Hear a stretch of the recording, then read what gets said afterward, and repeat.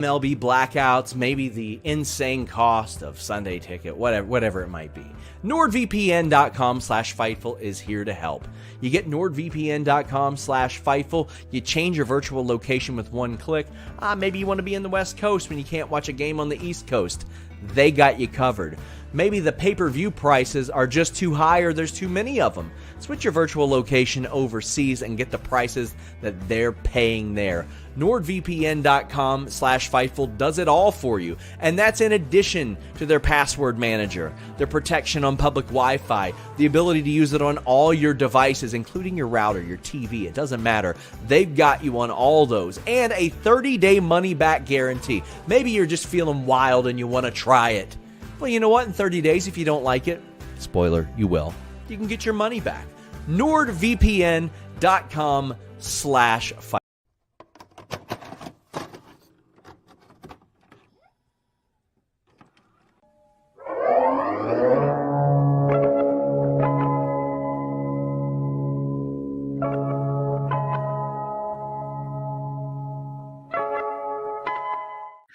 What's up, you guys? Welcome to Fightful.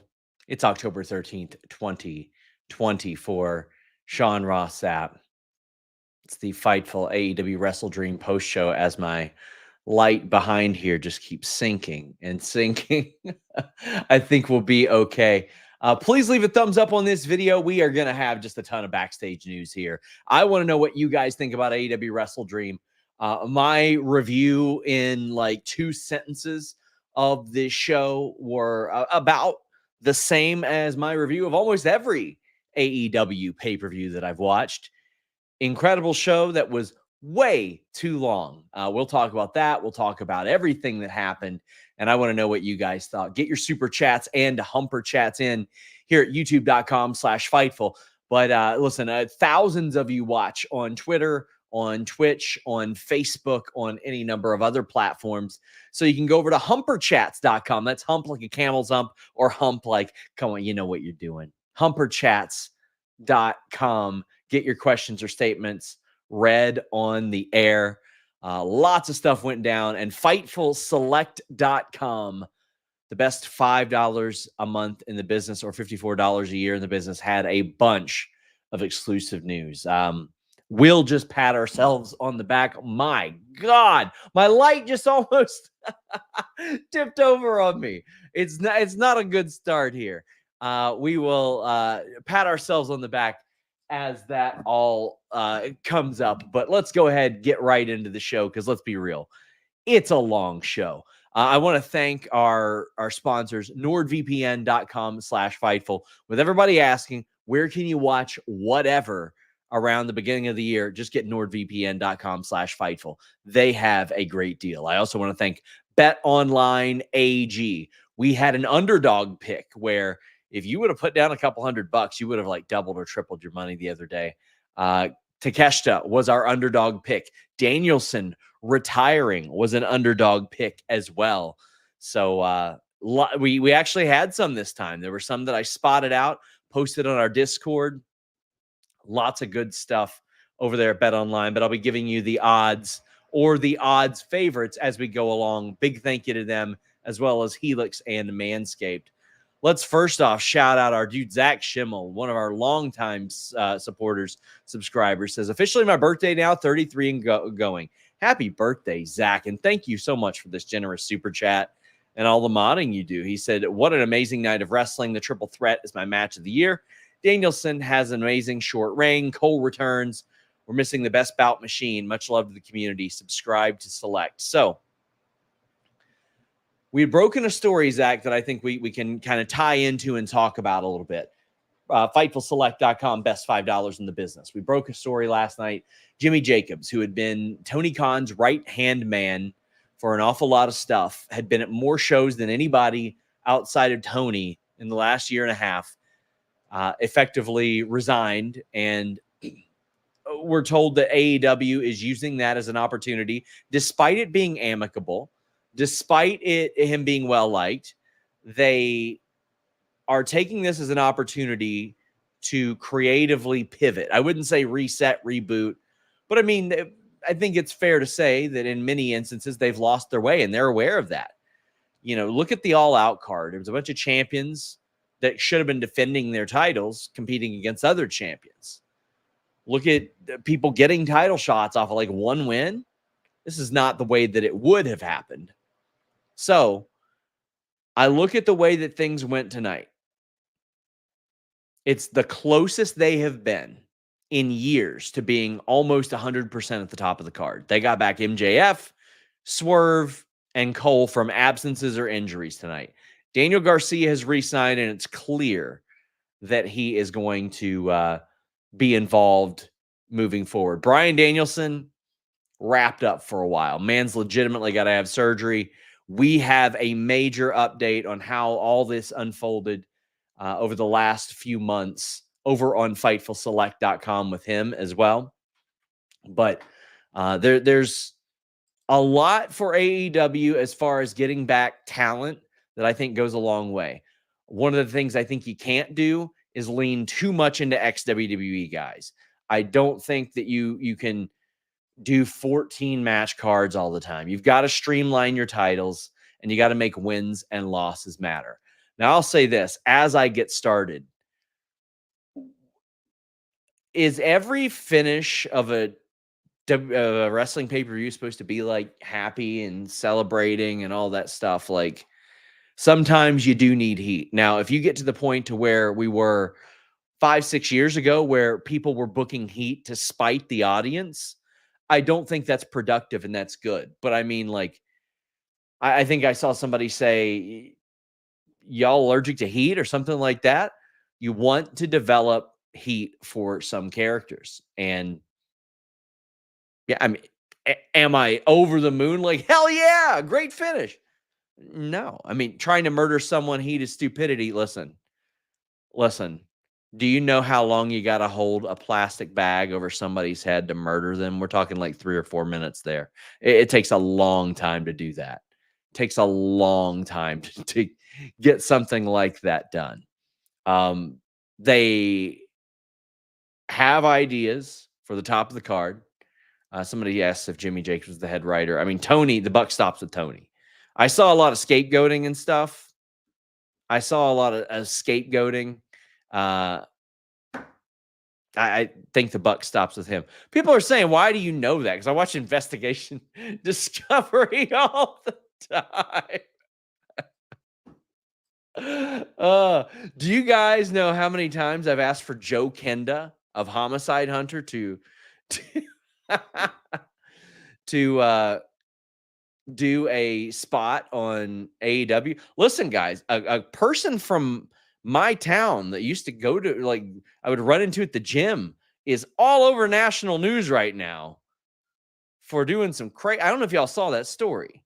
Like, a person that a lot of us were acquaintances with dismembered allegedly her mother and was cooking her this week. Insane story. Go look it up. Then it's crazy.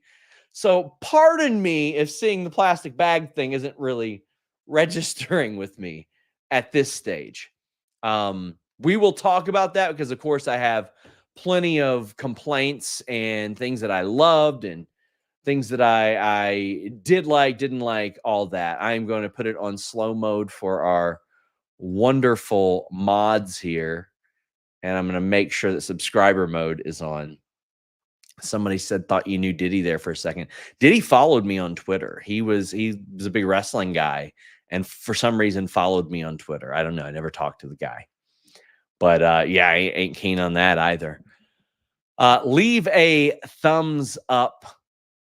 Now, I want to address this. Somebody says, I feel like some people can't accept even a modicum of AEW criticism without them being labeled haters. It was a good show. Enjoyed 95%. The ending was trash. Now, see, I could say that I enjoyed less than 95%, but I didn't find the ending trash. And I'm going to have a lot of people saying, well, you're making excuses for this. I had people saying that about a storyline that just picked back up. We'll talk about it. Meet Norman says, PSA, you don't cook your own mom. I mean, ideally not. I mean, it's a tragic, horrible, gross situation. It's really, rocked my local area. But let's go ahead and get into this show. Brian Cage defeated Atlantis. Cage wins the ROH TV title. We are going to be a little bit quicker on the draw with these 0-hour matches. I understand that Tony loves giving an awful lot of people a spot on this show. But listen, man, at no point have I ever been like, hell yeah, 14 match card, 13 match card. I'll never feel that way. I would rather have seen this match on ROH TV. Cage winning was expected. BetOnline AG had him as the favorite. Solid work here. Anna Jay defeated Harley Cameron. Anna Jay, her improvement is evident. Harley Cameron, I have mentioned this before, has often been thrown into the fire, and I think has succeeded very well. I think that she has done really well in the spots that she has been put in. But yeah, I saw some people saying, "Oh, no, they need to split Saraya and Harley." No, man. I think that's the best way to maximize Saraya is to keep her with Harley. I think that their act is actually pretty entertaining, pretty good. I think it really highlights their personalities. They play off of each other very, very well, and I would continue that. The Acclaimed defeated MxM Collection. MxM teased a third man. I thought, I thought maybe a Tyler Breeze or somebody like that. Maybe like what other models? Rick Martel, he's not really doing wrestling or anything like that. They got the best guy. They got Rico Constantino, who managed Billy and Chuck. They have tried to get Chuck Palumbo in the past. Fightful Selected reported this in the past, but yeah, they got Rico, which I thought was really great. Now listen, this was very sports entertainment. Their act, the Outrunners act, is very, very sports entertainment. And I'm okay with limiting this over-the-top sports entertainment element that, let's be real, Jimmy Jacobs was very keen on, having done a lot of the Jericho stuff and the Learning Tree stuff. I'm good with limiting it to like something like this and not putting it that much, because I think you do need tag teams like MxM and the Outrunners. It is very important to have some with color and personality, and that's what we had here. The Acclaimed are over everywhere but the internet. I am well past the age where I'm going to break down Max Caster raps. I can't pretend that I pay attention to those, but I will say this. Rico had not wrestled in almost 20 years and about 4 months.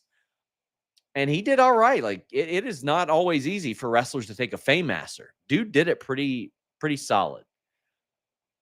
Couple notes from the scrum. Tony Khan is not there. This was decided on the other day. Tony and Nigel are moderating it. Now, also, Tony will not be at the Jags game tomorrow. This is a rarity. Fightful Selected broken this. Usually he's at those, but it's a 9-hour plus flight to get to London, and he would barely be there to make it for the game. And, barring any delays or anything like that, he would get there probably like halftime or something like that. So he's not going to make it to London for the Jaguars game, which is a rarity. Mercedes Moné and Camille are confronted by Queen Aminata. So I love Queen Aminata in the ring. I think that you should feature people like Queen Aminata more on Dynamite and Collision to build them as contenders. I think that is absolutely important. I think that the Mariah Mays and the Mercedes of the world should be wrestling in high profile situations. But Queen Aminata basically got this title match because of a promo. Like, she interrupted Mercedes. Her last win on TV was Harley Cameron, which they gave her a couple weeks ago. Before that, she lost to Serena Deeb. And I'm like, man, would it kill them to do a thing where they just had somebody win 3 or 4 matches and get a title shot? And somebody's saying she has been on Collision. I know. I watch Collision. she has been on Collision, losing to Serena Deeb. She beat Robin Renegade. That's great. I'm glad she picked up a few wins, but I'm like, did you need to insert that one little Serena Deeb loss before she's going to face Mercedes? Somebody says not a title match. I guess you're right. They didn't have that on the graphic. Fair point. Fair point. I'm a dumbass. Tony Schiavone, welcome to AEW President Tony Khan and Antonio Inoki's grandchildren, and they tried to lead in a chant, and oh boy, did this flop. This did not. This is a sad state of affairs. This is not. Listen, when you do 14 matches and like 6 segments on a show, you are bound to have a large sample size of things that people don't like. You maybe streamline a little bit. You don't have to take it to 5 matches like WWE, but oh man, I understand trying to honor Inoki and all that stuff, but this was so unintentionally hilarious. Like, Tony is clearly so well intending, but damn, man. The Outrunners and the Conglomeration defeated Dark Order and Premier Athletes. A lot of punches in this match. I think they did like 30 in a row up there. Outrunners continue to win. They're over. Probably the right move. Absolutely a match that could have been on Rampage or Collision. Jerry Lynn put over Orange Cassidy. And it said, you know what? I see a lot in you. And sometimes when you're motivated, you do incredible things. It seemed very random, like for it to be Jerry Lynn. But okay. Kenneth Smith. See, I was right. Not a dumbass. Is for the title. Okada is confronted by Kyle O'Reilly. Both are ejected from the arena. I'll tell you what I would have liked a lot more than this is Okada defending his championship on this 234 match show. That's what I would have really enjoyed. That would have been great for me. Outside of the Pac defense, like when's the last great Okada singles match? And I'm not talking like, oh, that was a fun little match. I'm talking like an Okada match. I want them to unleash Okada. And if that guy ain't going to be unleashed, what the hell you got him there for? To press a button and say, bitch? Come on now. Come on now. They need to streamline these titles. Somebody said Danielson 2 weeks ago. Listen, I'm sorry. That match was not anywhere approaching what they did 9 months ago. Are you kidding? Like I saw a decent match compared to what they did in January. That ain't nowhere near compared to what Okada did with Ospreay a week after that. Compared to the Pac match, not for me. I'm not thinking so. Compared to the Naito match, like just over a year ago, Zack Sabre Jr. I feel like he had a better match with back-to-back with Taichi and Yoshihashi than he has had back-to-back matches in AEW. I want to see that guy. That's what I want to see. Well, Bet Online AG had Switchblade Jay White as the favorite against Adam Hangman Page. And what a way to kick off this show. For all that bitching and moaning that I just did. Woo! This is great. I always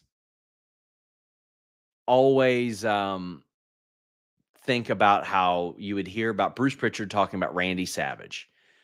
And he says, you win him in the ring, you lose him in the ring, and if you're good enough, you stay over. That's Hangman Page, buddy. That is Hangman Page. He can afford to lose here, and it accentuates his crazy-ass character. There was a powerbomb on the stairs that was filthy. There was a suplex. I can't remember if it was from Hangman. It was the sleeper suplex. This is a beautiful example of how deep this roster is.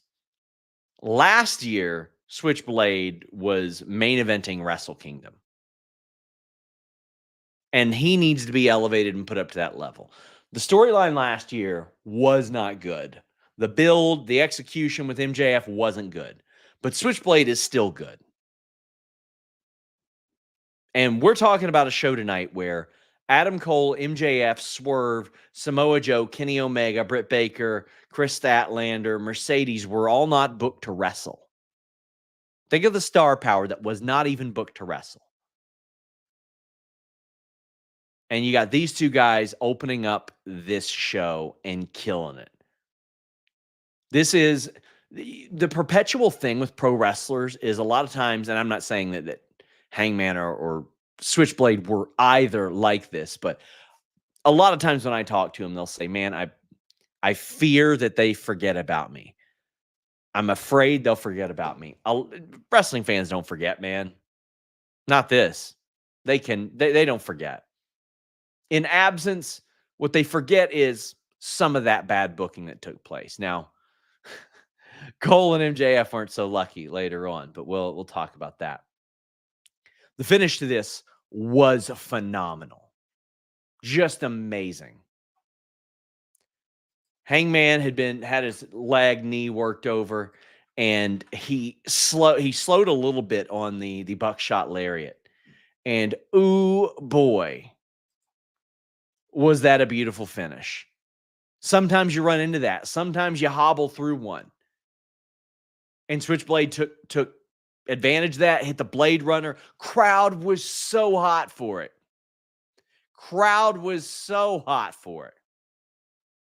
Perfect.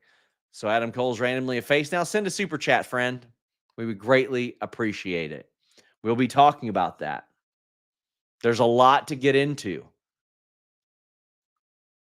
A whole lot to get into. FightfulSelect.com had a bunch of scoops on that one.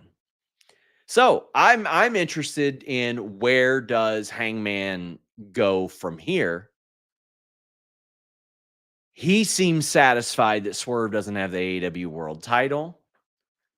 I would like to see, once Lashley does show up, maybe them give a storyline reason as to why Hangman's just like kind of slowing up and minding his own business. Because otherwise, I just believe that Hangman's like, one of those guys that's never going to give up on his goal. But now he's probably a little pissed off at Switchblade. Because that's the way that Hangman went. He went from a guy that really didn't have any of that stuff coming to a guy that was looking to get back at Swerve and went way overboard. And now it's like, well, should he have been the bigger man? Or is he starting to pay for those sins that he also committed in trying to get back at a guy? Can't wait to see how this one works out. Oh, let me tell you. Mariah May defeated Willow Nightingale. Bet Online AG had her as the favorite. Mariah May needed this. I think that she really needed this. I feel like it was very important for her to have a signature title defense. And this was it. Because it was very clear to me that AEW knew what they were doing from the jump with Mariah May, developing her, promoting her, signing her, and then having this story up to the title. It's the what next that an awful lot of people are like, oh, well, now what's going on? And again, I am of the opinion that a Mariah May should be like Shao Kahn watching everybody else fight. Once you become the champion, like you defend it on TV and stuff like that, but no disrespect to anybody else. I didn't need to see Mariah May beating Queen Aminata in an eliminator. Her beating Nyla Rose in a title match. Yeah, sure. If Nyla Rose had, earned the title match and all that stuff, but against Lady Frost in an eliminator that went 3.5 minutes, but you could have somebody, you could develop a contender in that amount of time. So have her watching like Shao Kahn while everybody battles it out to compete for her. Willow is a good example of what's more important, winning the last match of the feud or winning like 2 out of 3. And that's something that somebody brought up to me recently. And I was like, okay, that's a fair point. I think that at least coming off of a win is important. But God, man, Willow's over. Willow is over big time. And this crowd showed it. And this was a slapper of a match. This was an incredible match. And I believe the type of match that Mariah May needed for her reign. And with Willow, I mean, she's won other titles and stuff, but very clearly can compete at the main event level as it pertains to world title matches. And she won the top contender match.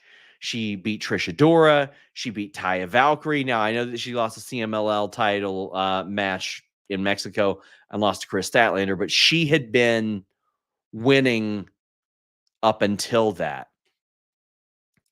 And I'm glad that they had her pick up a few wins en route to becoming the top contender. The moonsault attempt worked so good. The Death Valley driver in the corner got a great reaction. Willow just gets pops for everything. And this is what I've been waiting to see from Mariah May since her title reign started. There's this spot towards the end of the match that I just thought was a great roller coaster. And it's where Mariah May is going for that Frankensteiner, but then Willow holds on to her and you're like, oh no, Willow's going to hit that power bomb. And then Mariah May does the Hurricane Rana anyway, the Frankensteiner. Ends up winning with Storm Zero. I love that she's still using Tony's move, and I love that we haven't seen Tony yet. Give Tony some time off. Give the audience a little bit of a break from her. Maybe even reinvent her after you had a phenomenal run with her. And then you can bring her back. Very, very good stuff out of these two. I'll tell you some good stuff. Manscaped. Nobody wants to see your hairy balls, so clean them up. Manscaped.com and the code FIGHTFUL is taking care of you. Maybe you're just looking at yourself and you're going, I'm too far gone, there's nothing I can do. Manscaped's got you covered. And you might say, but Sean, there's just so much, where do I begin? Manscaped.com and the code FIGHTFUL, that's where you begin. That's where you go. That's what you do to figure out all this. Body wash, body buffers, shampoo, beard oil, beard balm, beard trimmers, beard combs, and then stuff for your nether regions. Ear and nose hair trimmers. What don't they have at manscaped.com when you use that code FIGHTFUL? If you travel too much, you're like, I can't be bothered with that. They got the Go Bag as well. They got the Groin and Go bundle. They have everything for you. Don't let yourself go by the wayside. Take control of yourself and your cleanliness. Go to manscaped.com. Use that code FIGHTFUL. Let's pat ourselves on the back. FightfulSelect.com. In our Discord, we had posted that MJF and Adam Cole were both backstage awaiting their returns for this specific match, this specific spot. Shout out to our friends in the live chat on Discord. We got a nice little spoiler tag there to hide those as well, but just $5 a month, $54 a year. We had also reported on the Scoops thread that Adam Cole was backstage at this show. He is cleared, and MJF was at least telling people he had to return to filming Happy Gilmore 2. But let's talk about Jack Perry defeating Shibata. Tony Khan is a huge Shibata guy. Like, I mean this legitimately. The night that CM Punk returned to WWE, I got a message from Tony, and I was like, whoa, this is, first off, it's rare to hear from Tony Khan. And I was like, is this going to be Punk related? No, he just wanted the world to know that he respected Shibata, and he wanted to get him back as soon as possible after his visa situation was cleared. Okay. This match existed. It happened. I like the idea and the concept of Jack Perry as TNT champion after the way they brought him back. I thought it was a natural heat moment, and I thought that's really when the Elite story was rocking. And boy, has that story fallen off a cliff for me. Shibata is so heavily protected in AEW ROH. I mean, he loses here and there, but let's look at his matches he's had. One on Rampage, he wrestled at 0 Hour, won there, and then beat Jay Lethal, Brian Keith, Ari Daivari, Josh Woods, Evil Uno, Cage of Agony, The Learning Tree, Premier Athletes, Workhorsemen. The last time he didn't win part of a match in AEW was Double or Nothing. If they would book other title contenders like Shibata, I'd be like, hell yeah, brother. So Shibata getting the TNT title match makes all the sense in the world to me.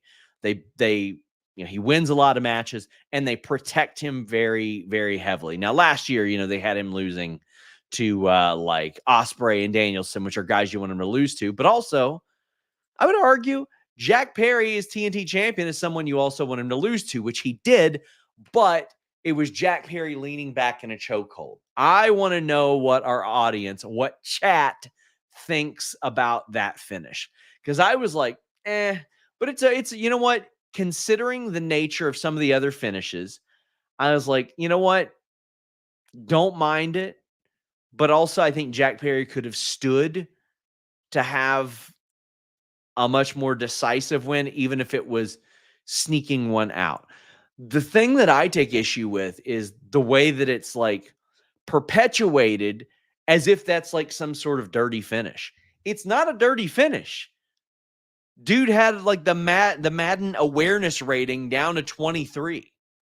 Like I just hate that finish because the person doing the choke looks like an absolute dork. Because what they don't know that they're flat on their back. Usually you roll your shoulders up, you're pivoting to a hip, something like that. That's my issue with it. Not that Perry won with it, but the guy that's doing it looks like a dweeb as a result. So FightfulSelect.com reported that at one point, Daniel Garcia's return was actually discussed for tonight, and they would have had return, which I think works out pretty well. Daniel Garcia, has long adored Shibata, so it made sense that he made the save here. And FightfulSelect.com reported that he is going to be integrated into the TNT title scene. I wish they would have established a little bit more, like maybe like some sort of little nod, acknowledgement, anything like that between those two that night or tonight. Like maybe, I don't know if I missed a Shibata Daniel Garcia interaction, but just a Daniel Garcia running into Shibata and Shibata with his phone saying, "Great to see you again." Something like that. "You're going to do great things." Something like that. Some sort of endorsement from Shibata. I think that would have worked out great. Then MJF makes his return. MJF attacks Daniel Garcia. FightfulSelect.com reported that he would be coming back in our Scoops thread. We edited our story. He is not wrapped on Happy Gilmore 2 yet. That was wires that were crossed. He had wrapped on that specific week of shooting, but has to go back to it. Also got cast in a Justin Long, Ron Perlman movie. But yeah. Oh, somebody said that happened. Okay. Great. I did. I must have missed that. Was that on Tuesday night? Yeah, that is why. They did that on Dynamite after DG said he was back. Thank God. Thank God. That was a busy night, obviously. But MJF makes his return. He said that he found the pawn shop that Daniel Garcia had pawned off his ring at and was about to clock him with it. And Adam Cole comes back. Now, this is one that I see a lot of people taking issue with. And it's one that I am going to err on the side of caution with. Because I saw some people saying before Adam Cole could even take a shit for the first time since he came back, this doesn't make any sense. Adam Cole was a heel. MJF was a babyface. Well, And thank you to Reno, where he says Shibata did do the thing with DG. Admittedly, I had the dual screen experience going on that night. My apologies. So I'm very glad they did that. So that sets it up perfectly. But as I look at the Adam Cole MJF thing, Cameron says Adam Cole is just randomly a face now. So I understand the concerns with this. The concerns, because AEW was far too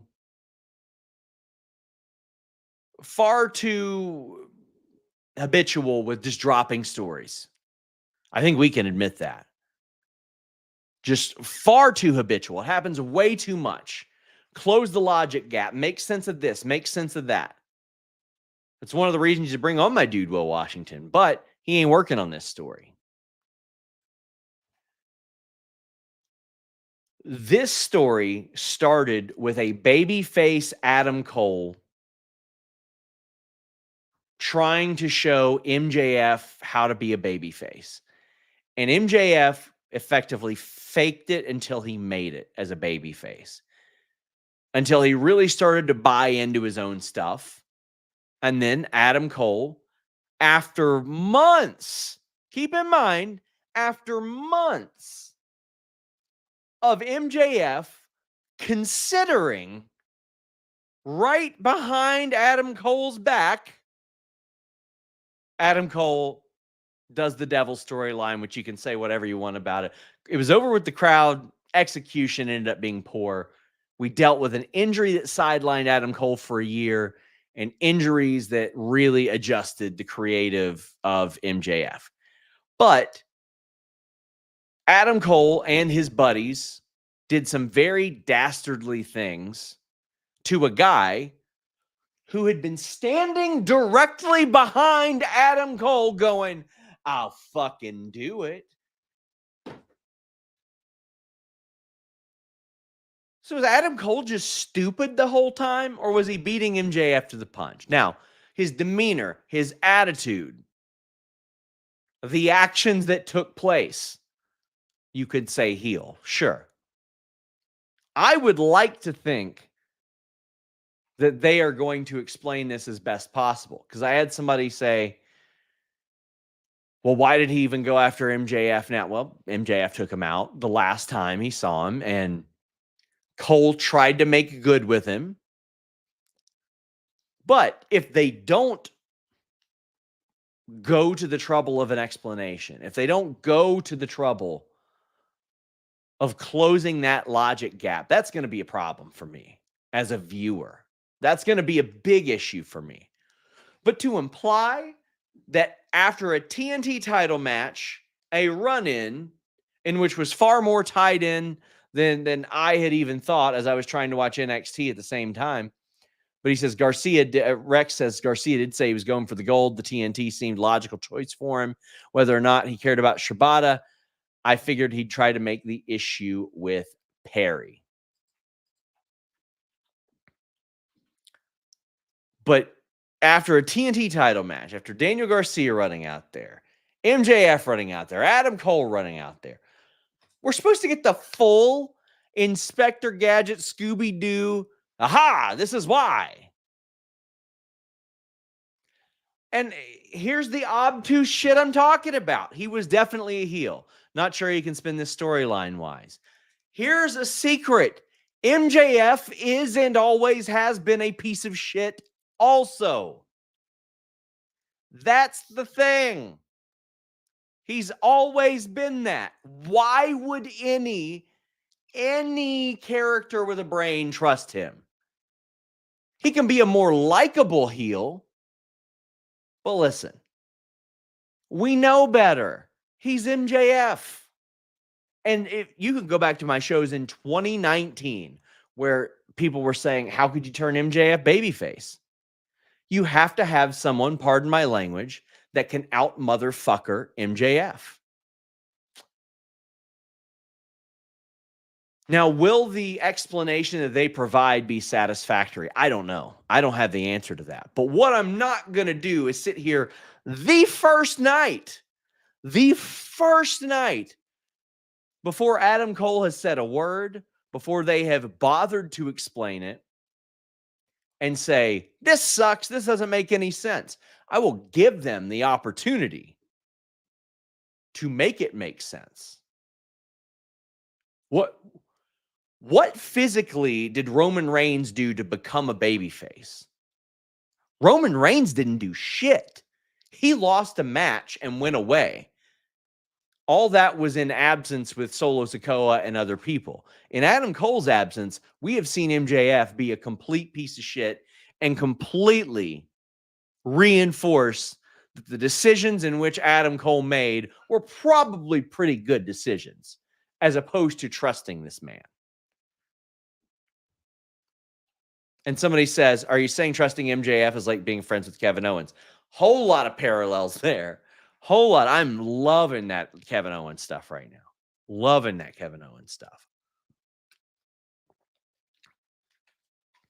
Guess who Kevin Owens is buddies with? Adam Cole. Guess what Kevin Owens does? He watches the show. Adam Cole watched the show. He knew he was dealing with a piece of shit. He knew that dude was standing behind him with weapons going, I'm going to do it. I'm going to do it. I'm just kidding. Come on, guys. Now, I sure as hell ain't going back and watching all those segments and all that stuff. But Zach Schimmel says, I think AEW has enough goodwill to allow I let it play out, as I think they can make it make sense. That's where I am on it. I will let it play out, but they got to do good. They got to do good with this one. You're getting MJF back and you're getting Adam Cole back. And you got to do good on this one, because this is a non-title feud that could be good.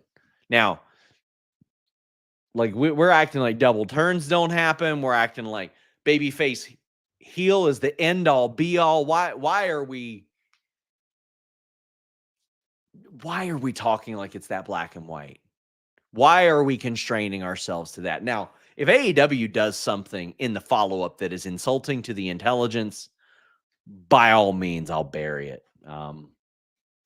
But I just don't see that here. I'm so glad to see Adam Cole back, by the way.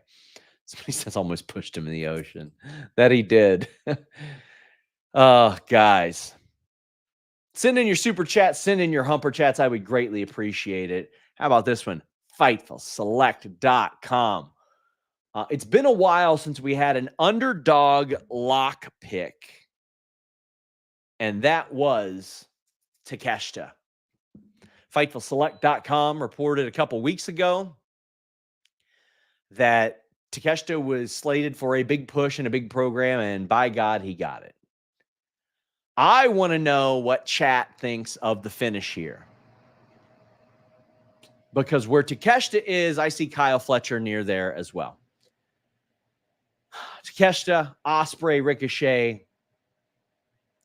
You'd be shocked to learn. I heard that Ospreay wanted to put him over as well. But insane type of match. Now, in this type of match, you have a lot less downtime. There's more of an illusion of not selling than there is not selling. I saw a spot and I saw people saying, oh my God, they didn't sell a single move. And it was the German suplex to German suplex on Takeshita, which he sold. Didn't sell it like for an extended amount of time. And then there was Poison Rana that minimally sold. And then Poison Rana, where both guys were selling. Then Takeshita does the double German suplex. I like that spot.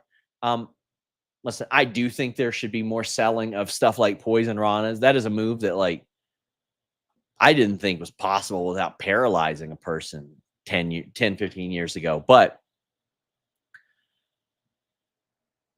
the extra ingredient here makes the inability to sell, or the desire to get up and gain your wits about you, much more urgent when you don't only have to worry about yourself getting pinned, you have to worry about another person getting pinned and screwing the whole thing up for you, right?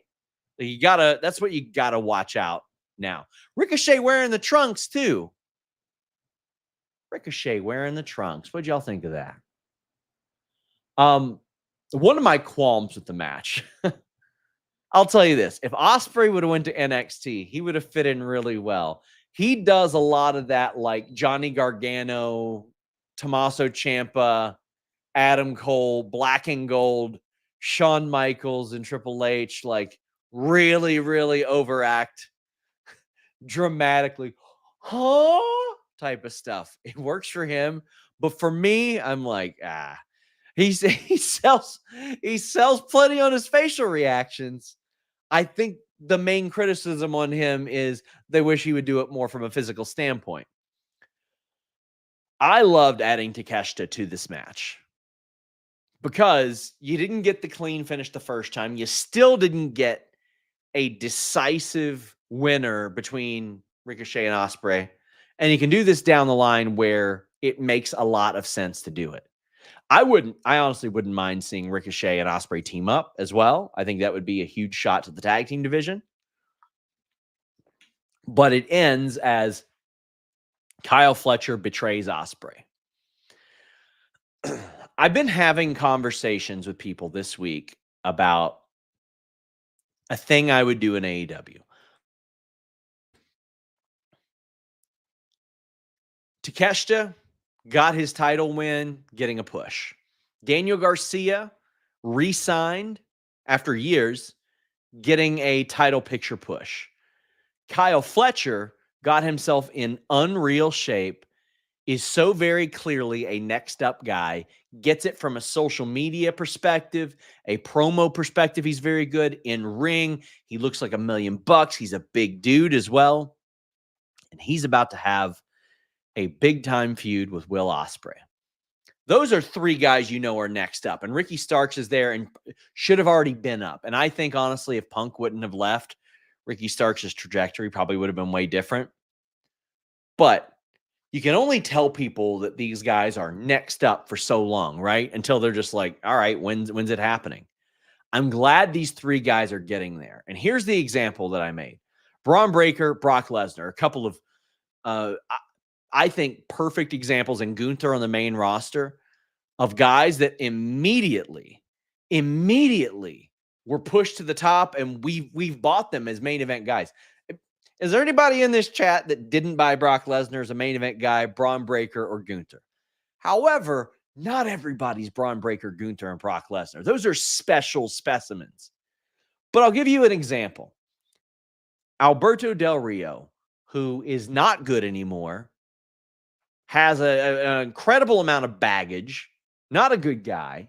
He is still getting bookings to this day in his mid-40s when he's not good. And that's because WWE immediately pushed him. They immediately let you know this is one of our guys, and he's up now. He's not next up. He's up now. And I feel like sometimes, and AEW should really do this. I mean, Alberto Del Rio came in, won the Royal Rumble, won all of his matches, competed for a title at WrestleMania, didn't win it immediately, did shortly after, but they let you know he was that guy. He was that guy. And Luis says he's still the top champion of AAA because of that, despite everything for some reason. If he doesn't have that WWE run, he is not AAA champion right now. That's how important that immediate, like, he's here, he's the guy type of run needs to like to happen. And we're talking about guys in Takeshita, Fletcher, and Garcia who are well past that point.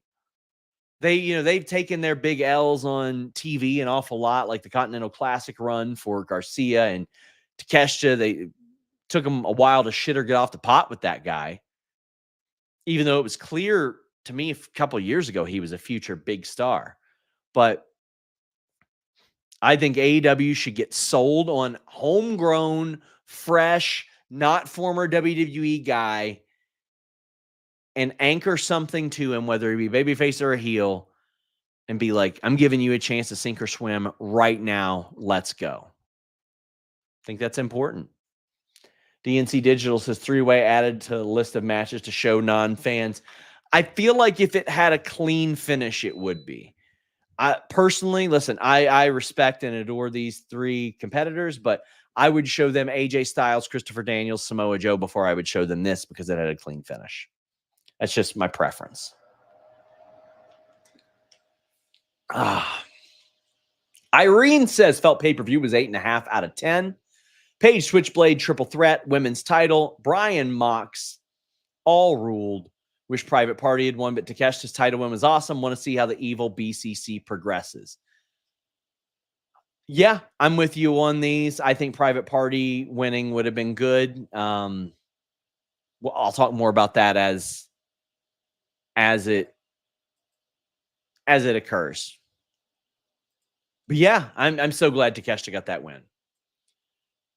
Swerve Strickland is back. I'm sure you guys got some super chats, humper chats about this, and I got some insight on this. So there were a lot of different ways that I felt about this. On a show this long, this is a segment that could have been on Dynamite. However, this is Swerve Strickland's home turf. He was always planned for this show, whether it be a match or segment, whatever. But creative changes did occur this week. Nana is out there. Swerve is out there. He says he's medically cleared. MVP shows up. Shelton is with him. They look like $1 million. They're trying to convince Swerve to join the Hurt Syndicate and say, you never called us. What's up with that? And and Swerve runs down Nana and he's like, you know what? I did lose the title under your watch. You are still selling weed to high schoolers. I heard about that, but you're also family. And I don't turn on family. And then he rejects the offer of the Hurt Syndicate. And Shelton Benjamin steps up and listen, guys, soft spot for Shelton Benjamin, my all-time favorite. And he says, it wasn't a request. We were telling you to join. And they walk off, and there's no Bobby Lashley. And since our good friend Zach Schimmel says, man, I thought Lashley was debuting here, he dropped a big super chat bomb earlier, so let's go ahead and address that. Lashley at one point was discussed for that. And when I followed up, I was told, well, considering the way that the show ended, having another hometown guy get beat down to that level probably wouldn't have made for an appropriate return. You know what I mean? Like, look how people are already reacting to the Danielson thing. Imagine if you had another hometown guy get the shit whipped out of him. Bobby Lashley is still on the way. He was discussed for this show. It did change, I think, in the last week or so. But he is en route to AEW. He is signed. He is under contract. That being said, like,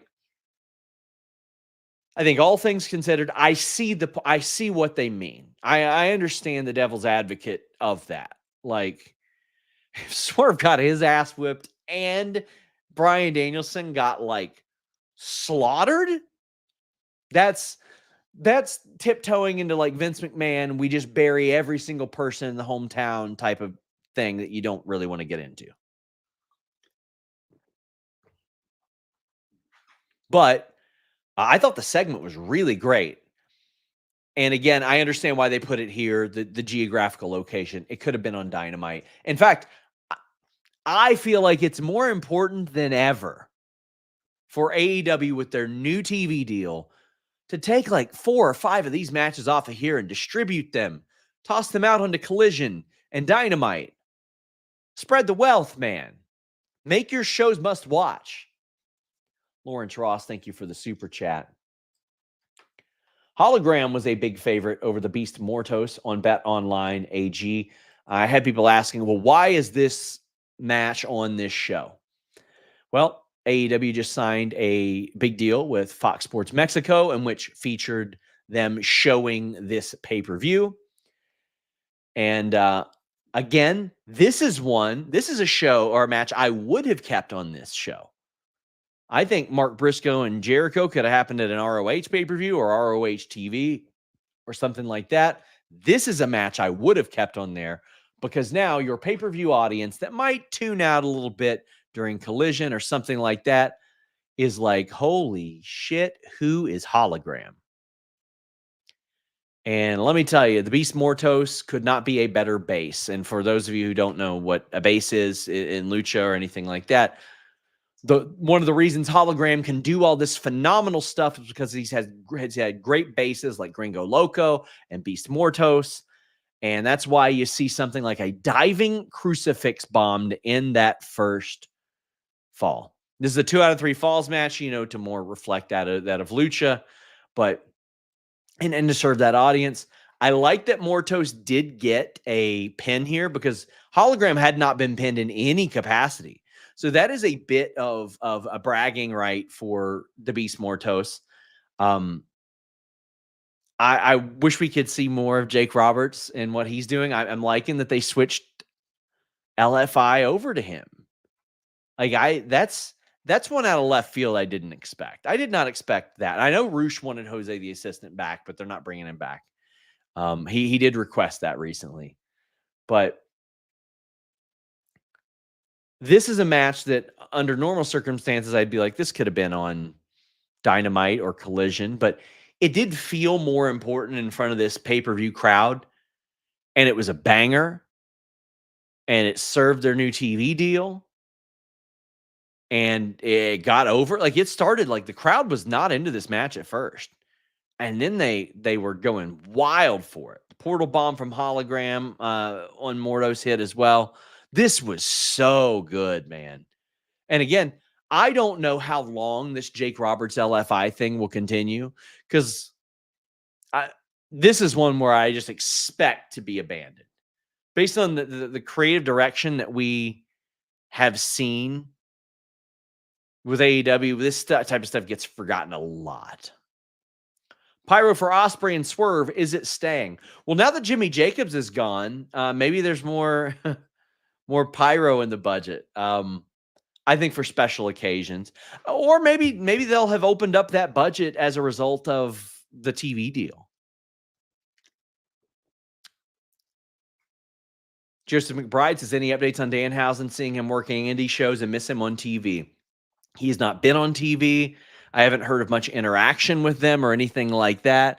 There have been no creative plans for him. I figure if there's a chance, it'd be here during spooky season. I'm working on an update there, though. Working on an update.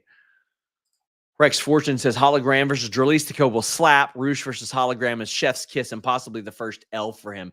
Yeah, I think that a very violent loss to Roosh could be something that really tests Hologram's ability to convey emotion. Because sometimes it can be very difficult with that mask.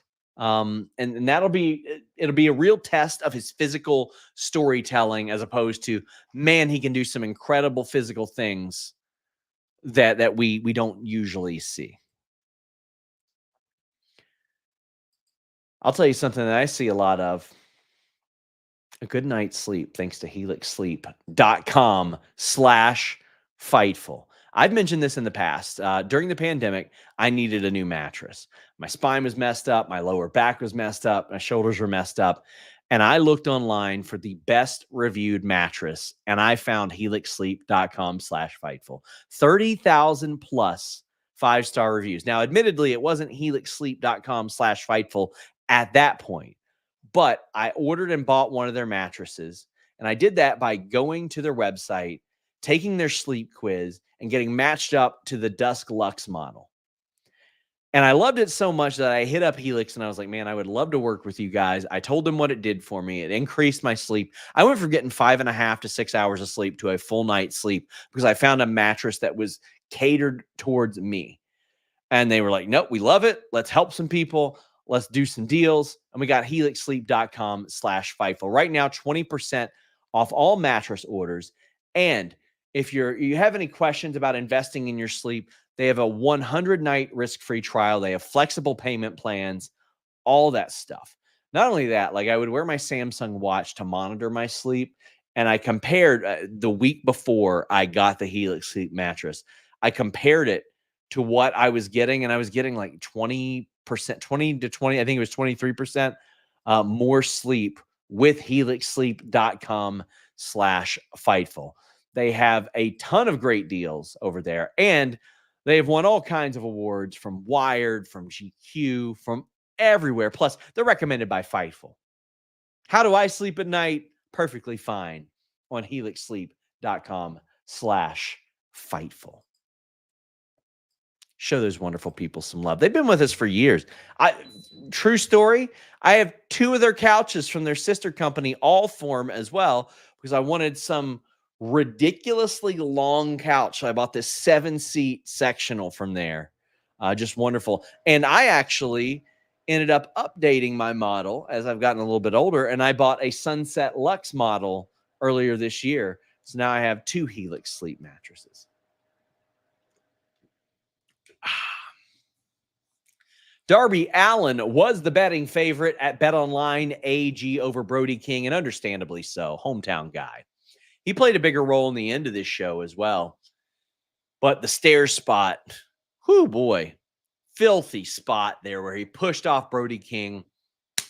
And like, whenever you watch something and just somebody sticks to a surface, that hurt. Darby did the coffin drop to the outside. There was one of the craziest German suplexes you will ever see in your entire life. We don't get to see a ton of Brody King in singles action, Continental Classic, stuff like that. But he delivers, man. He absolutely delivers. And you knew Darby was going to go crazy in his home area.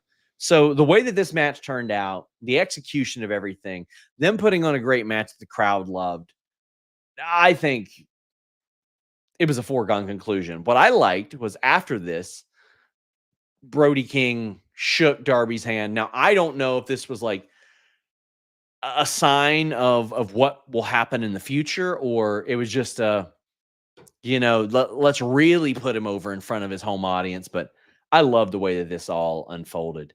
Joseph McBride says, I missed some shows. But don't understand why Darby even gave Moxley the chance to win his title shot. The whole storyline made no sense to me. Yeah, it didn't make sense to me either, Joseph.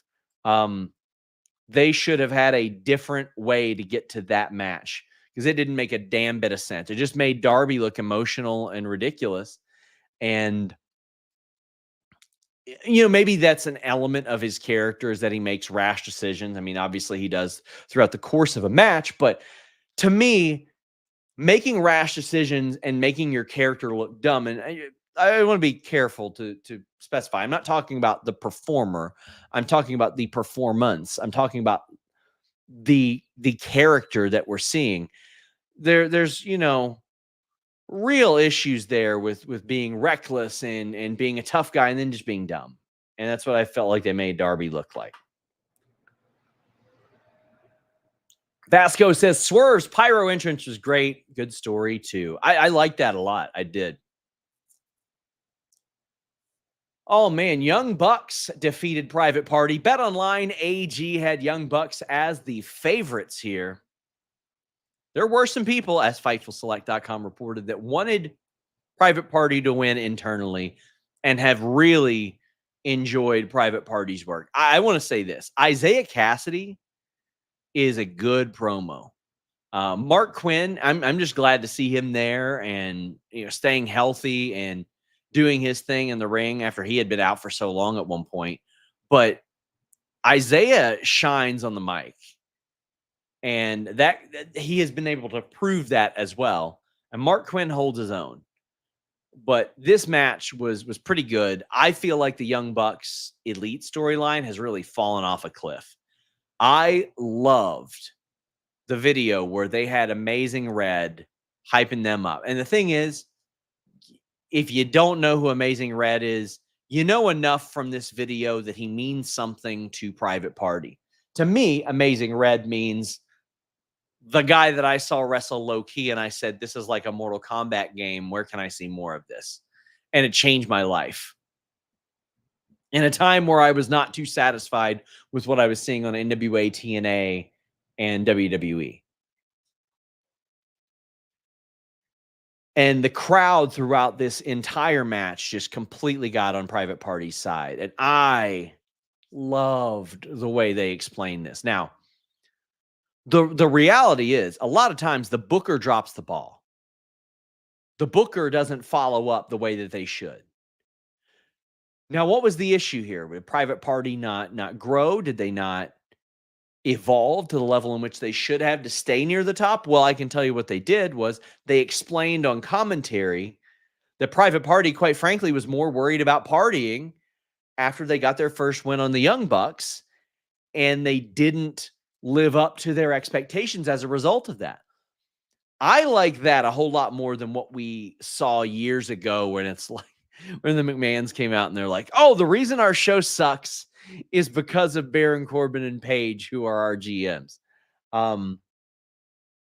This one was a little bit more believable, and it added to their character. They like to party, and they let it get out of control. Rex Fortune says Private Party doesn't seem to need Stokely save him for someone who isn't the best talker. Stoke and Ricochet could be hilarious. I think Ricochet is going, or Stokely is going a different direction, but yeah, like Private Party doesn't need Stokely. I think Stokely is better served with somebody that needs him, and I don't think they need him. Jeff says, I'm behind, but they should have crowned Private Party. Missed opportunity. I think it is a missed opportunity. The work was great. The Destroyers at ringside were good. The Bucks kicked out of the silly strong. The crowd was so there for the false finish. So there for it. It worked out phenomenally. Now, what I want to see is Private Party emerge and keep this momentum going. Because right now, you have rebuilt Private Party. The Outrunners are getting over. MxM is getting good reactions. Listen, you can say we can dislike the Acclaimed and want them to split all we want. They're still over live. Keep the gas pedal on this tag team division. Keep the gas pedal on it. The crowd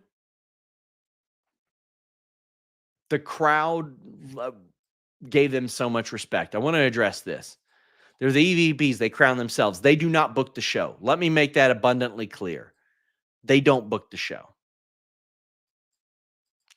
Jordan Scott says, Private Party loss felt like the Acclaim from before. Yeah, a little bit. I just remember back in the day, like when Too Cool won their first tag team title, and I was like, oh, it's cool, but they probably should have won it earlier. And it wasn't even that much time afterwards. Will DeBeast, thank you so much for the generous super chat. Says, Sean, joined the stream. Sorry if you already answered this. You know why Mercedes wasn't on the card. I went to tonight's show and was bummed. She was on all the promo material. This is the thing that I think AEW has to get better at, is delivering on who they put on the poster. You have the foresight. You have the talent. Here's the reality. Would they have had anybody that was in the right position for this match? Maybe, maybe not. They could have put her up against a girl from CMLL or from Japan and had a 10-minute slapper, and the crowd would have been like, yeah, that makes sense. It makes a lot of sense. She holds the New Japan Strong title, and she is the TBS champion. So I think them not putting her on this show is, I think they should have done that. They absolutely should have done that. I want to see a show, because I mentioned all those people that they didn't book. Like Okada wasn't in a match. Cole and MJF returned. Garcia wasn't in a match. You know, Omega's not back. Like, there's a whole lot of people. I want them to absolutely stack a card. They need to do that for November, that November Dynamite up against NXT, and for World's End when they got WWE in town. Oh, man. This was a great tag team match, though. I do feel like Private Party should win. How about this one? Mark Briscoe, who I interviewed, was a big favorite on BetOnline AG. I'm told he wasn't even told that he was going to win until today. They had a pretty solid match, I thought. Like, listen, I absolutely went into this going like, okay, all right. The build was, evolving from the learning tree, which I don't like, out of the conglomeration for a singles match. Now, do I think that this should have happened on ROH TV? And you say, oh my God, this is happening on ROH TV.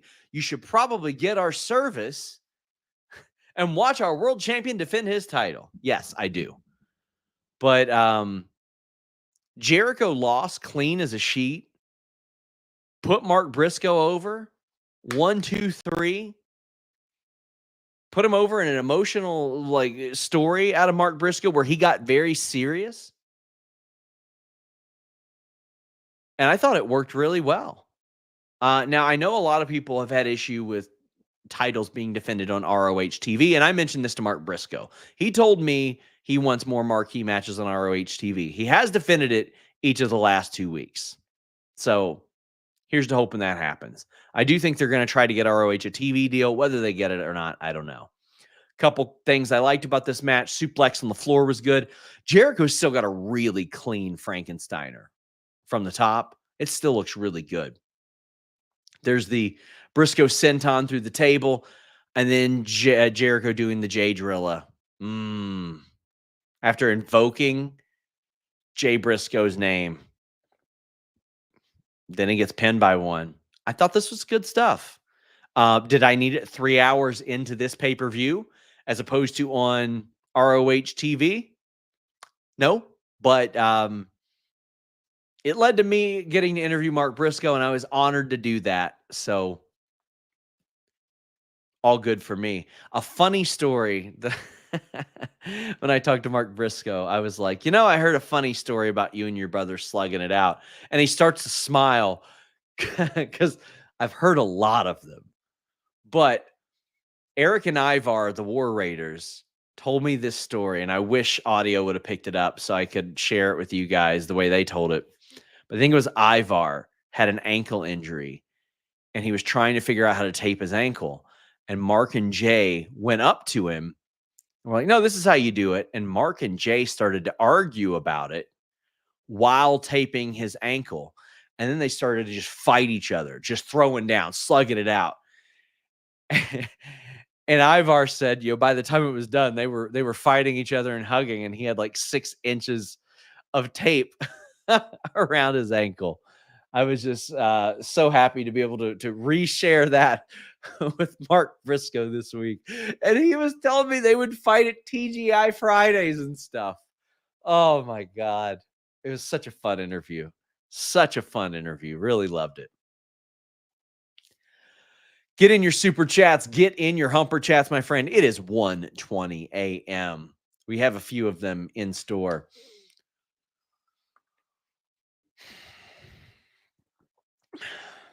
Jon Moxley was the BetOnline AG favorite to beat Bryan Danielson, although Bryan Danielson's retirement was underdog on BetOnline. And it's over. Bryan Danielson loses to Jon Moxley. So we're going to talk about everything that I liked, then what I didn't like, and then what I am in very much of, well, we'll see type of situation with. Loved the match itself up till the finish. You were probably expecting in-ring intros and this very dramatic Jon Moxley, Bryan Danielson. No, Jon Moxley said, "No, I'm whipping your ass during Final Countdown." And Danielson said, "Bet, let's go." And I love that it played through. If you're paying for the song, you might as well get all that you can out of it, right? The way to set this up was magnificent and violent. And again, I want to plug FightfulSelect.com. We have a story up about the way that this went. This was how Danielson wanted to go out. Danielson needs neck surgery. I know a lot of people have been side-eyeing his, I can't feel my legs, can't feel this.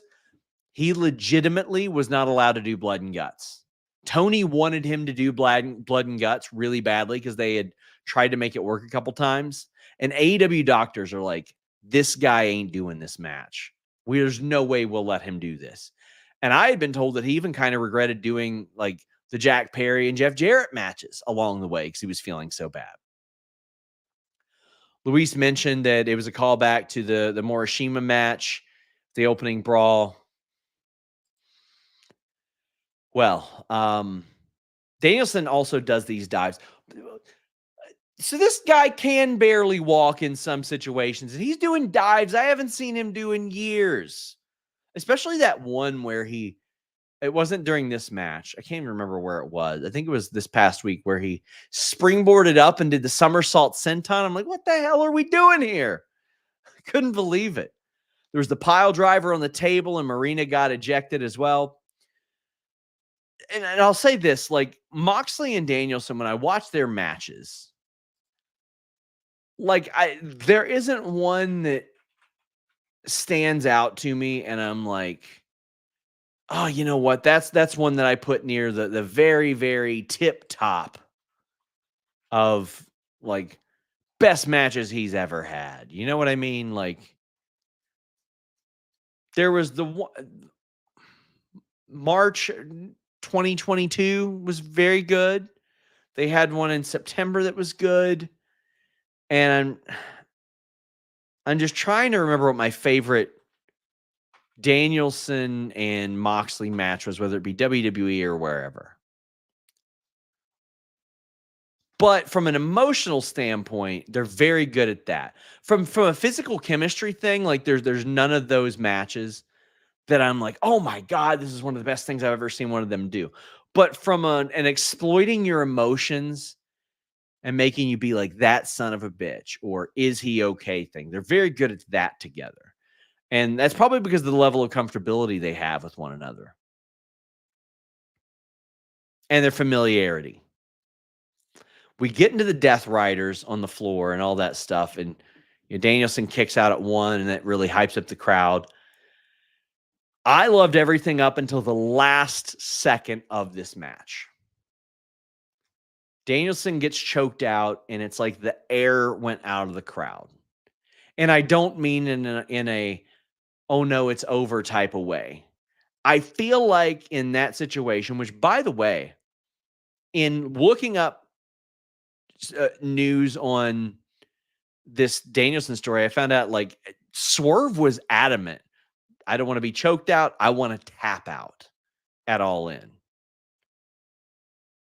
I feel like Danielson should have been pinned or should have tapped out physically.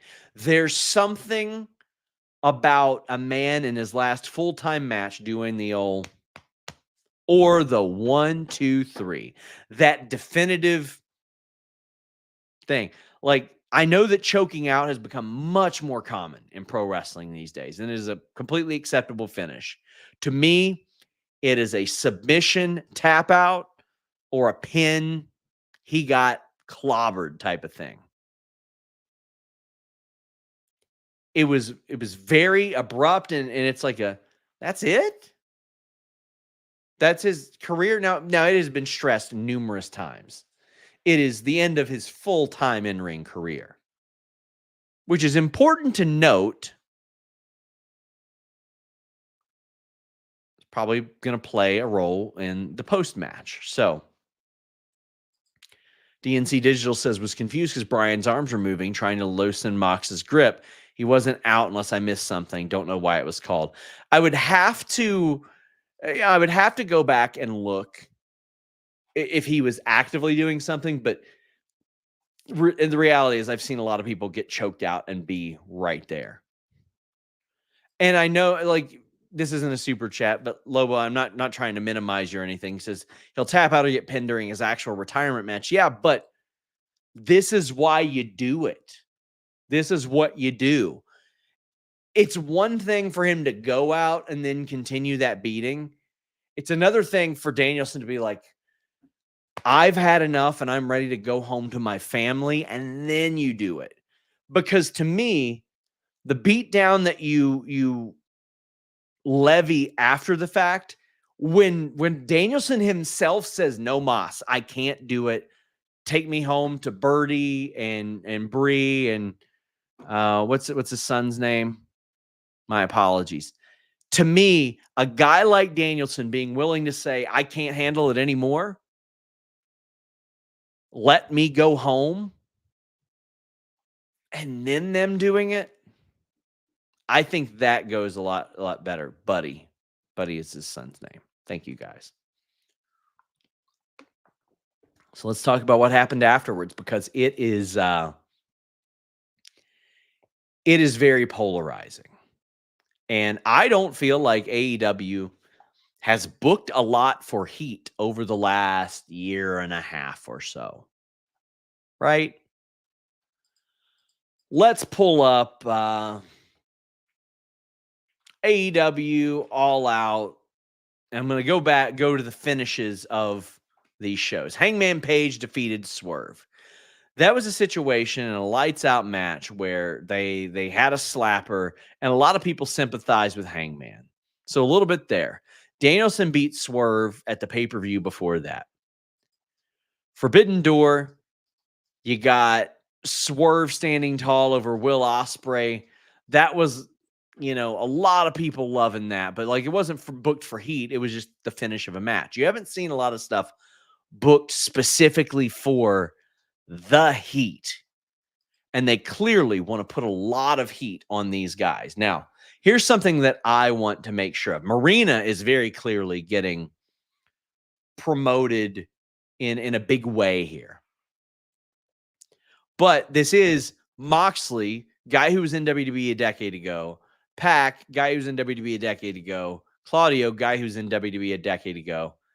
And now they clearly want to evolve Wheeler Yuta in some capacity. And I think we all saw something like this coming with Wheeler Yuta.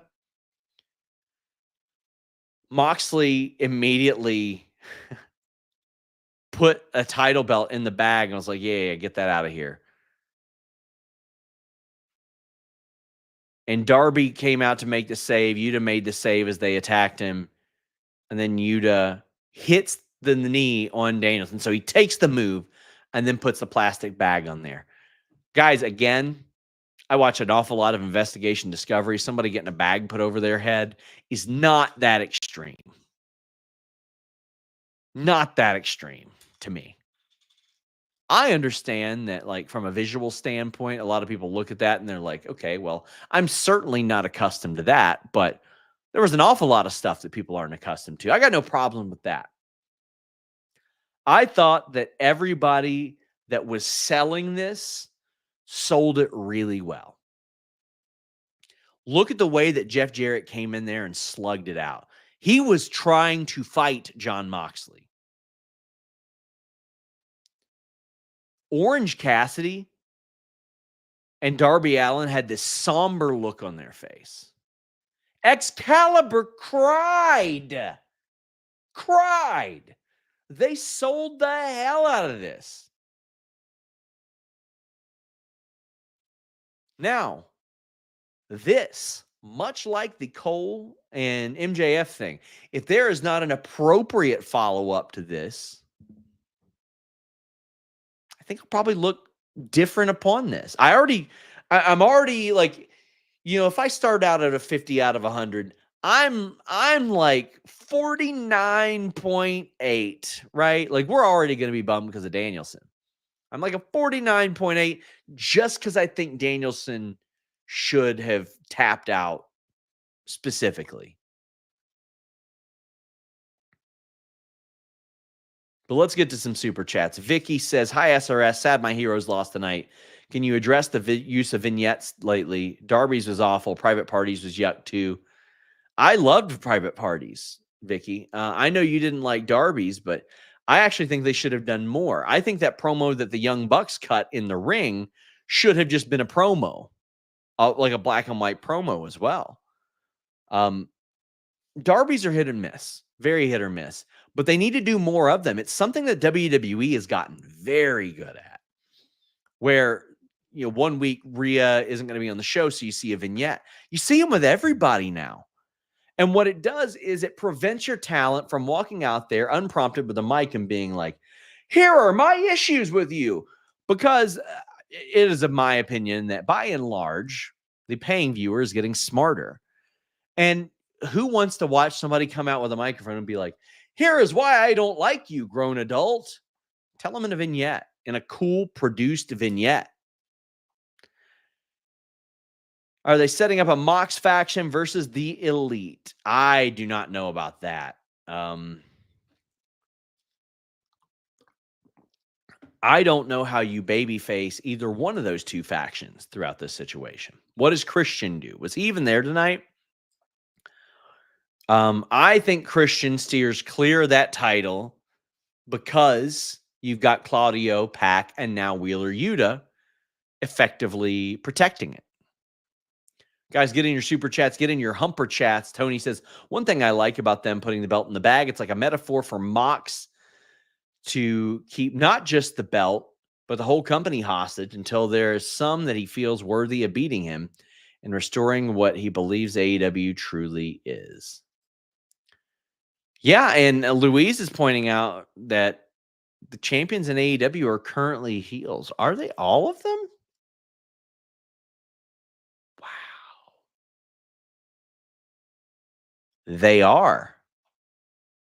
I mean, we did go through about a year of a pretty feel good era. I mean, like, listen, Swerve, like was the shades of gray area, but people were pulling for him. So between that, Danielson, MJF was over as a babyface with Cole, but by the time he lost, people were ready for Samoa Joe to win that title. He should be back soon too, man. Tony, that's a very good point. Josh says, fun fact, out of all the 13 individual world title reigns in AEW history, Moxley has 4. Do you think that's too much for their short history?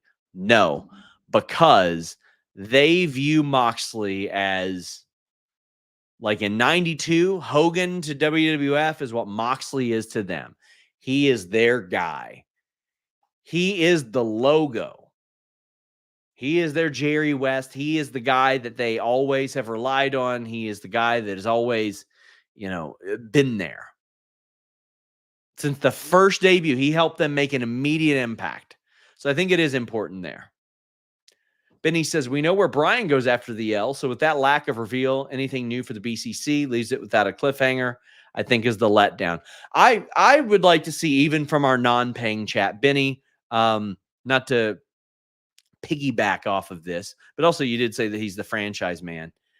I want to know what specifically about that ending segment disappointed you.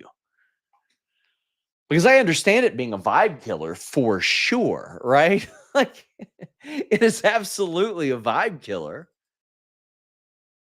But also, I want to see if they develop some sort of interesting story out of this.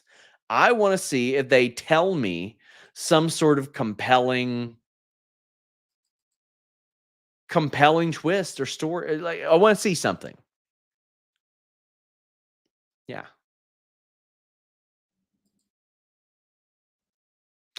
And listen, David Bixenspan posted a tweet. Sorry if I'm getting any grief. It says, but why didn't Daniel Bryan finish the story like Cody?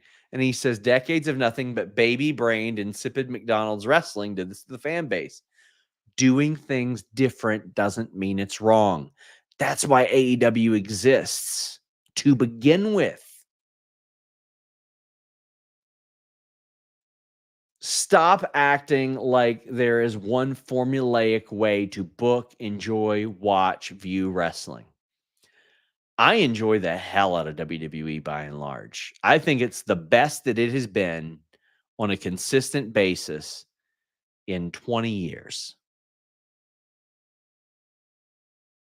And like, I look at AEW and I'm like, man, they need a creative renaissance in a lot of ways. But then I can look at something like Hangman and Swerve and be like, that is objectively one of the best stories I've ever seen in wrestling.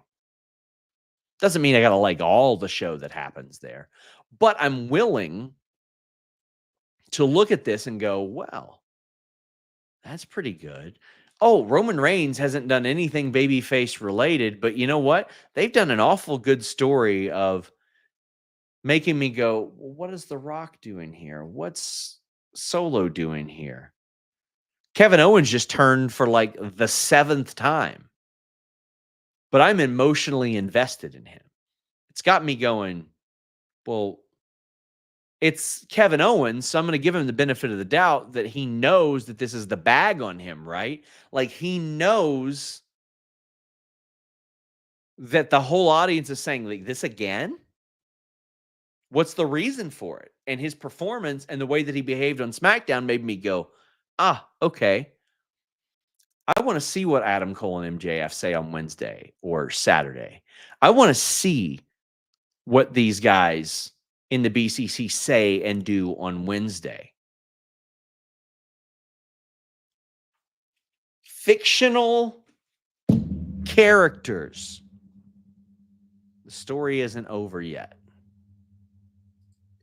There is a solid chance that I look back on this and go, damn, that sucked. I'd like to see Danielson's full-time career end another way. But there's also another chance that in a year, I'm watching Danielson wrestle at Wembley and going like, okay, whatever. One of the best Chasing Amy references. That one was Jay and Silent Bob. Watched all of those movies this week. Finishing up with Clerks 3, which is... Listen, buddy. I'm going from WrestleDream to watching Clerks 3. I'm just apparently in a let's get depressed mood.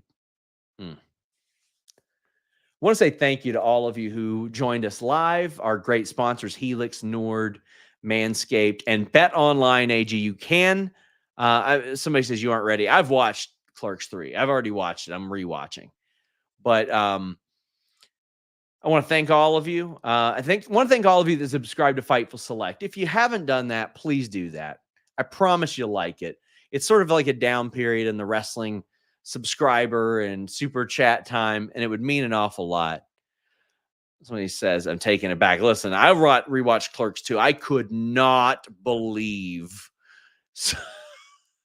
couldn't believe some of the stuff made that movie. Like looking back on it and how much I watched it, and I was like, oh yeah, funny jokes. Couldn't believe it. I want to thank our moderator, Luis, for being here and helping us as well. Big time. We got, we've got a few super chats and humper chats here. Viral Moments News, Sports and Learning says, BCC direction doesn't make sense. Mox isn't the draw with the current presentation. Any word on creative for the club and Mox? Well, that's the big question mark. They are implying it's for somebody else or for the greater good or something like that. Isn't the draw with the current presentation? I don't know what you mean. I know that like traditionally he's been a baby face and that's what puts asses in seats, but I'm not opposed to saying that he could be the draw where somebody wants to finally see this guy and his unstoppable group get their asses whipped. As far as the creative direction, I think it's going to come down to like what is it that's going to stop them and who are they serving? DNC Digital says my prediction is correct with Hornswoggle signing a Legends deal. I didn't think Vince's son would show up tonight. I worked with Hornswoggle 7 months ago. It was so much fun. That guy is a really good wrestling mind.